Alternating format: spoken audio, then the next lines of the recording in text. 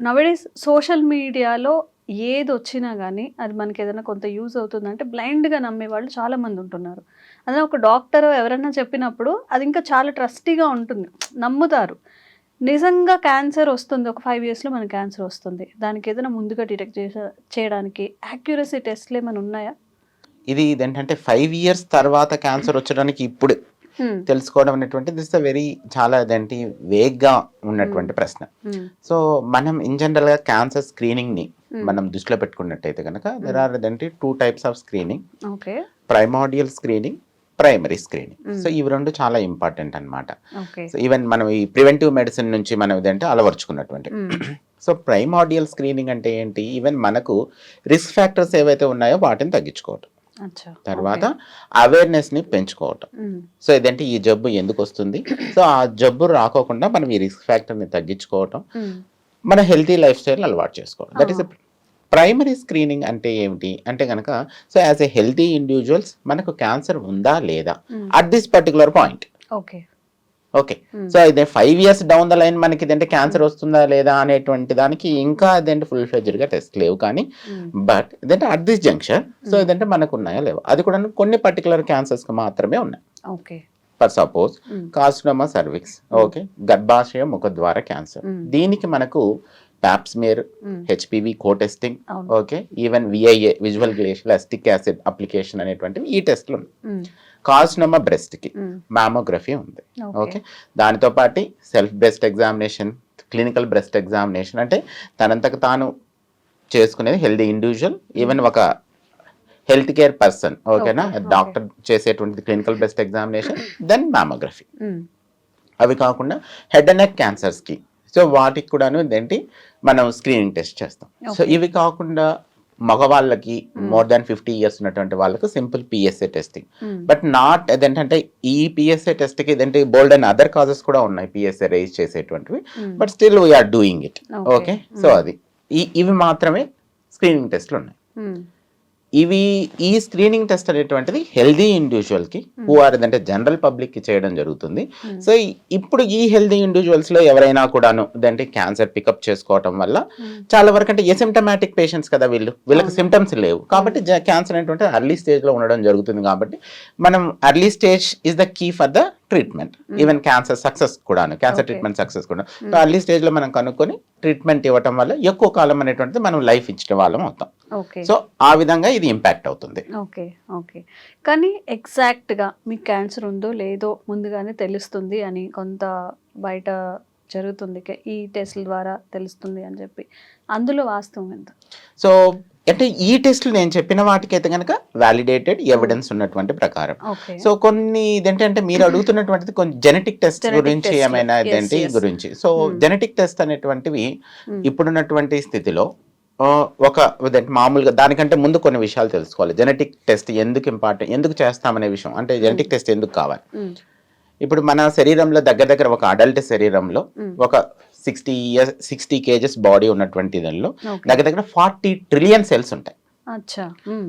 So ఈ 40 trillion సెల్స్‌లో ఇదేంటి హ్మ్. ఎవ్రీడే హ్మ్. ఇదేంటి చాలా వరకు కణాలు ఒక కణం 2గా డివిజన్ అవుతూ ఉండటం. హ్మ్. ఇది ఫిజియోలాజికల్ స్ట్రెస్‌ని బట్టి ఉంటుందన్నమాట. ఓకే. ఎంతవరకు డివిజన్ అవ్వాలి? ఎక్కడ ఆగాలి? హ్మ్. సో ఇదేంటి వీటన్నిట్లల్లో హ్మ్. ఈ క్యాన్సర్ ఈ కణం 1, 2గా డివిజన్ అవుతున్నటువంటి ఈ హ్మ్. క్రమంలో హ్మ్. 40 ట్రిలియన్ సెల్స్ అంటే చూడండి ఎన్ని ఎక్కువ. అవును. కాబట్టి కొన్ని కణాలు అనేటువంటివి ఆటోమేటిక్‌గానే ఇదేంటి హ్మ్. అబ్నార్మల్ గా వెళ్ళటం జరుగుతుంది డివిజన్ అనేటువంటిది. ఓకే. అంటే డివిజన్ అనేటువంటిది కంట్రోలబుల్ నుంచి అన్‌కంట్రోలబుల్‌కి వెళ్ళేటువంటి ఛాన్స్ ఉంటుంది. ఓకే. ఓకే. హ్మ్. సో ఆ అన్‌కంట్రోలబుల్ ఉన్నటువంటివి కూడాను ప్రతిరోజు కూడాను ఒక హ్మ్. మనిషిలో దగ్గర హ్మ్. దగ్గర ఇదేంటి ఒక 1000 కావచ్చు, 1,00,000 కావచ్చు ఏమైనా అబ్నార్మల్ కణాలు ప్రొడ్యూస్ అవ్వచ్చు. క్యాన్సర్ బట్ అందులో క్యాన్సర్ కణాలు కూడా ఉంటాయా? ఉండవచ్చు. కానీ ఓకే. హ్మ్. మనకు చెక్ ఉంటుంది. హ్మ్. ఓకే. మన రెగ్యులర్ జరిగేటువంటి ఈ ప్రాసెస్‌లో ఉన్న చెక్‌లో హ్మ్. ఏమవుతుందంటే మన బాడీలో ఉన్నటువంటి ఈ సెల్ సైకిల్ చెక్ పాయింట్స్ కావచ్చు. హ్మ్. దాని తర్వాత ఈవెన్ ఇమ్యూనిటీ రిలేటెడ్ థింగ్స్ కావచ్చు. ఇవన్నీ కూడాను ఆ కణాలన్నిటిని చంపేస్తాయి.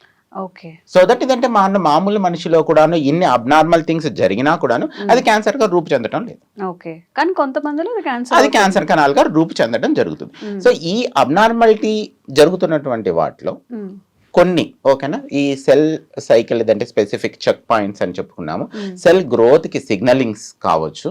దాంట్లో ఏదంటే ఆంకో జీన్స్ అని చెప్పేసి, ట్యూమర్ సప్రెసర్ జీన్స్ అని చెప్పేసి ఈ 2 రకాలైనటువంటి జీన్స్ ఉంటాయి.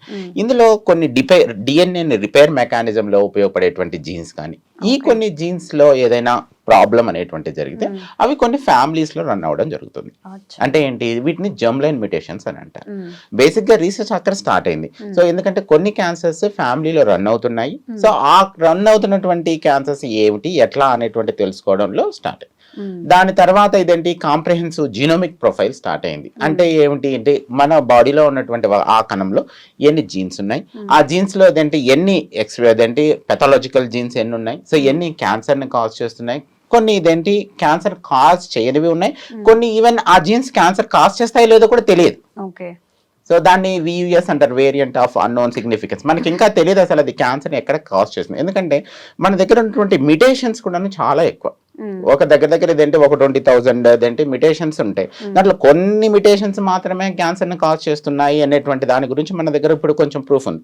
ఇంకా కొన్ని మిటేషన్స్ ఎప్పుడు కాజ్ చేస్తాయి, అసలు కాజ్ చేస్తున్నాయా లేదా, మేబీ ఇదేంటి ఈ డేటా అనేటువంటిది పైలప్ అయిన తర్వాత మేబీ ఇదేంటి మనకు తెలియవచ్చు. దానికి మన దగ్గర ఇన్ఫర్మేషన్ లేదు. సో ఇప్పటి వరకు ఉన్నటువంటి ఇన్ఫర్మేషన్ ఏంటి అంటే కనుక కొన్ని పర్టికులర్ గా జర్మ్ లైన్ మ్యుటేషన్స్ లో వచ్చేటువంటి క్యాన్సర్స్ వాటిని తెలుసుకోవడం కోసం, అంటే దానికి జర్మ్ లైన్ మ్యుటేషన్స్ ఉండాలంటే ఫ్యామిలీ హిస్టరీ ఉండాలి. So personal history or family history of cancer ఉన్నటువంటి వాళ్ళకు, యంగ్ ఏజ్ లో ఉన్నటువంటి క్యాన్సర్ ఉన్నటువంటి వాళ్ళకు, సో ఇదేంటి ఒకే పేషెంట్స్ కు 2 కానీ 3 క్యాన్సర్లు కూడా ఉంటాయి. అటువంటి వాళ్ళకు కూడాను మనం ఈ రకమైనటువంటి జర్మ్ లైన్ టెస్ట్లు చేస్తాం. ఇది బేసిక్ స్క్రీనింగ్ టెస్ట్ లాంటివి చేసేటువంటి. ఇంకోటి థెరపటిక్ పర్పస్ కోసం కూడా చేస్తాం. అంటే ఏంటి, ఈ క్యాన్సర్ కణాలు ఏ మ్యుటేషన్స్ కాజ్ చేసుకుని ఉందో ఆ మ్యూటేషన్స్ కి మనం ఏదైనా స్పెసిఫిక్ టార్గెట్ థెరపీ ఏమైనా ఉపయోగించుకోవచ్చా, సో ఆ పర్పస్ కోసం కూడాను ఈ జీనోమిక్ ప్రొఫైల్ అనేటువంటిది చేయడం జరుగుతుంది. ఇవి తప్ప as a general public okay, ఇదంటే ఒక అసిమ్టమాటిక్ జనరల్ పబ్లిక్ కి నీకు క్యాన్సర్ డౌన్ ద లైన్ వస్తుందా రాదా అనేటువంటిది ఈ జంక్షన్ లో మనం జెనెటిక్ స్క్రీనింగ్ చేసుకోవటం వల్ల తెలిసేటువంటి అవకాశాలు చాలా తక్కువ. ఒకవేళ ఫ్యామిలీ హిస్టరీ ఉండి, పర్సనల్ హిస్టరీ ఉండి, young age personal history, multiple family members లో క్యాన్సర్స్ ఉండటం, సో ఇటువంటివన్నీ కూడా కలిపితే అప్పుడు మనం ఇదేంటి వాళ్ళ ఫ్యామిలీలో క్యాన్సర్ ససెప్టబిలిటీ సిండ్రోమ్ ఏదో సంథింగ్ రన్ అవుతుంది, దానికి మనం కాంప్రహెన్సివ్ జీనోమిక్ టెస్ట్ చేస్తాం. అన్లెస్ అంటిల్ జనరల్ పబ్లిక్ మాత్రం ఎటువంటి స్క్రీన్ అంటే జీనెటిక్ స్క్రీనింగ్ టెస్ట్ అయితే రికమెండేషన్ కాదు. ఓకే, సో దానివల్ల యాక్యురేట్ గా ఉంది లేదు అనేది తెలియదు, చెప్పడం కష్టం. ఓకే ఓకే, కానీ చాలా మందికి ఏంటంటే ఓకే ఇప్పుడు ఏదో టెస్ట్ వచ్చింది, ఇది చేయించుకుంటే మనకి క్యాన్సర్ ఉందో లేదో ముందుగానే తెలిసిపోతుంది అన్న థాట్ లోనే ఉన్నారు ఇప్పుడు. యాక్చువల్లీ ఏంటంటే వాళ్ళకి ఎటువంటి సస్పిషన్ ఉన్నా first they have to consult a doctor, ఓకేనా, హూ ఈజ్ ఏంటంటే ఆంకాలజిస్ట్. వాళ్ళు సర్జికల్ కావచ్చు, మెడికల్ కావచ్చు, రేడియేషన్ కావచ్చు, ఎనీ ఆంకాలజిస్ట్, ఓకేనా, వాళ్ళని కన్సల్ట్ అయ్యి వాళ్ళ హిస్టరీ మొత్తం ఇదేంటి డాక్టర్తో డిస్కస్ చేసుకున్న తర్వాత ఇఫ్ డాక్టర్ ఇదేంటి ప్రిస్క్రైబ్ చేస్తే మేబీ అండర్గో. దానికి కూడాను ఈ జెనెటిక్ టెస్ట్ కూడాను కౌన్సిలింగ్స్ ఉంటాయి. Pre genetic counselling, genetic test వచ్చిన తర్వాత పోస్ట్ జెనెటిక్ కౌన్సిలింగ్. సో ఇదేంటి ఇవన్నీ చాలా ఇంపార్టెంట్. ఎందుకంటే కొన్నిసార్లు ఇదేంటి ఆ జెనెటిక్ టెస్ట్ యొక్క సిగ్నిఫికెన్స్ కూడాను తెలియని పరిస్థితులు కూడా ఉండొచ్చు. ఒకవేళ జెనెటిక్ టెస్ట్ యొక్క సిగ్నిఫికెన్స్ తెలిసిన తర్వాత ఇదేంటి ఎక్స్ప్రెస్ చేయడానికి మల్టిపుల్ ఫ్యాక్టర్స్ మనకి ఇదేంటి ఇబ్బంది జరగవచ్చు. ఒక చిన్న ఎగ్జాంపుల్ నేను చెప్తాను. సో ఏంటి ఈ ఎగ్జాంపుల్ అంటే, నా దగ్గర ఒక పేషెంట్ ఉన్నారు, ఓకే, అరౌండ్ ఇదేంటి 58 year old ఫీమేల్. తన కూతురికి ఇదేంటి ఇంకొక 4-5 months లో మ్యారేజ్ ఉంది. దాని తర్వాత తనకు ఆ సమయంలో బ్రెస్ట్ క్యాన్సర్ డిటెక్ట్ అయింది. సో అదేంటి ట్రీట్మెంట్ అదేంటి చేస్తున్నటువంటి ఇదేంటి టెస్ట్లు చేస్తున్నటువంటి దాంట్లో తనకు ఫ్యామిలీ హిస్టరీ కూడా ఉంది. ఒక CA బ్రెస్ట్ ఉంది వాళ్ళ పిన్నికి, పేషెంట్ వాళ్ళ పిన్ని గారికి.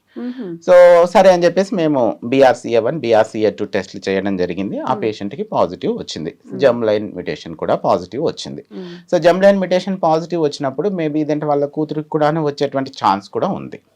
సో కాబట్టి అట్ దిస్ జంక్షన్ ఇదేంటి అసలు ఇదేంటి ఆ ఇంప్లికేషన్ ఎలా చెప్పాలి? దెర్ ఆర్ సో మెనీ ఇదేంటి హడల్స్. అసలు ఇదేంటి సోషల్ ఇదేంటి హడల్స్ కావచ్చు, ఈవెన్ ఇదేంటి బ్యారియర్స్ చాలా ఉంటాయి. సో దాన్ని వెరీ సెన్సిటివ్ వేలో మనం డిస్కస్ చేసి డీల్ చేసి దాని తర్వాత ఇది చేయాలి. ఓకే, సో అట్లాంటి అందుకనే pre test counselling, post test counselling అనేటువంటిది ఇట్స్ వెరీ మ్యాండేటరీ. మనం యాజ్ ఏ ఇన్ జనరల్ గా ఇదంటే జస్ట్ లైక్ ఇదంటే హౌ వీఆర్ డిస్కసింగ్ అలా మనం ఇదంటే జెనెటిక్ టెస్ట్ ని చేయించడానికి లేదు. ఓకే ఓకే, ఇఫ్ చాలా మందిలో మీరు అన్నట్టుగా ఫ్యామిలీ హిస్టరీలో మదర్ కి కనుక క్యాన్సర్స్ క్యాన్సర్ వచ్చి ఉంటే డాటర్కి కూడా వచ్చే అవకాశం ఎంతవరకు ఉండొచ్చు?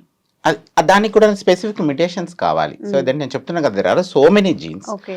ఆ జీన్స్ లో కొన్ని పర్టికులర్ జీన్స్ మాత్రమే జమ్ లైన్ లో వెళ్తాయి. ఇప్పుడు Okay. ఫర్ సపోజ్ నేను చెప్తున్నాను, ఒక 100 క్యాన్సర్స్ తీసుకున్నాం, ఒక 100 పేషెంట్స్ 100 డిఫరెంట్ క్యాన్సర్స్ తీసుకుంటే ఆ 100 మంది పేషెంట్స్ లో కూడా ఓన్లీ ఈ ఫెమిలియల్ కాంపోనెంట్ 5 to 10% వరకే ఉంటుంది. ఓకే. మిగతా 90 to 95% ఆఫ్ ద పేషెంట్స్ లో వచ్చేటువంటి క్యాన్సర్ స్పోరాడిక్ క్యాన్సర్స్. అంటే ఏంటి, తన బాడీలోనే తనకు ఉత్పత్తి అవుతుంది. సో తనకి ఇదంటే ఫ్యామిలీ వంశపారపర్యంగా వెళ్ళదు. ఓకే. సో అంటే ఈ బాడీనే తన లైఫ్ స్టైల్ చేంజెస్ వల్ల కావచ్చు, ఎన్విరాన్మెంటల్ ఫ్యాక్టర్స్ వల్ల కావచ్చు, సో తను తీసుకున్నటువంటి ఫుడ్ దాంట్లో డయటరీ హ్యాబిట్స్ వల్ల కావచ్చు, ఇదేంటి తన బాడీలోనే క్యాన్సర్ అనేటువంటిది డెవలప్ అవడం జరుగుతుంది. Okay. Only 5 to 10% of the పీపుల్కి మాత్రమే అటువంటి కాంపోనెంట్ ఉంటుంది. ఓకే. ఆ కాంపోనెంట్లో కూడాను కొన్ని మాత్రం, ఇప్పుడు బ్రెస్ట్ క్యాన్సర్ కావచ్చు, ఓవేరియన్ క్యాన్సర్ కావచ్చు, కొలోరెక్టల్ క్యాన్సర్స్ కానీ, ప్రోస్టేట్ క్యాన్సర్స్ కానీ, సో ఇటువంటివి మాత్రమే ఇదేంటి ఫ్యామిలీలో రన్ అవ్వటం అనేటువంటిది జరగడం చూస్తున్నాం. సో వాటికే స్పెసిఫిక్ టెస్టులు ఉన్నాయి.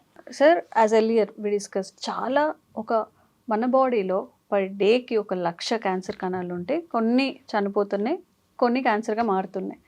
సో ఈ ఇమ్యూనిటీని వాళ్ళు ఎలా డెవలప్ చేసుకోవాలి, దీన్ని ఎలా వాళ్ళు డీల్ చేసుకోవచ్చు? సో ఇప్పుడు ఏంటంటే మన బాడీలో పర్ డే ఇదేంటి అది స్పెసిఫిక్ నెంబర్గా నేను ఇదేంటి చెప్పట్లేదు, ఎందుకంటే ఇదేంటి ప్రూవెన్ ఫ్యాక్ట్ లేదు. కానీ ఇన్ని తప్పులు జరగచ్చు, జరిగినా కూడా వాటిని రెక్టిఫై చేసుకోగలుగుతుంది మన బాడీ, అది నేను చెప్తున్నాను. సో ఇందులో ఏ ఒక్క సెల్ కూడాను ఈ రెక్టిఫికేషన్ లేకపోవటం వల్ల అది క్యాన్సర్గా పరిణమించేటువంటి ఛాన్సెస్ ఉంది. బట్ ఆ ఒక సెల్ కూడా రాకోకుండా మనకు సో మెనీ ఫ్యాక్టర్స్ ఉన్నాయి. సో ఇదేంటి సెల్ సైకిల్ నేను స్పెసిఫిక్ చెక్ పాయింట్స్ చెప్పాను. అలాగే ఇదేంటి మన బాడీ యొక్క ఇమ్యూనిటీ. ఓకే, మన బాడీలో ఉన్నటువంటి న్యాచురల్ కిల్లర్ సెల్స్ కానీ, తర్వాత ఇదేంటి టీ సెల్స్ కానీ, ఓకేనా, ఈ టీ సెల్స్ లో కానీ ఇవి రెండు కూడాను ఈ క్యాన్సర్ కణాలను చంపివేస్తాయి. దానికి కూడాను ఇదేంటి ఈ క్యాన్సర్ కణం ఒకటైతే బయటపడి క్యాన్సర్ గా పరిణమించిందో ఆ క్యాన్సర్ కణం కూడా మన బాడీ ఇమ్యూనిటీని కళ్ళు కప్పి పెరుగుతూ ఉంటుంది.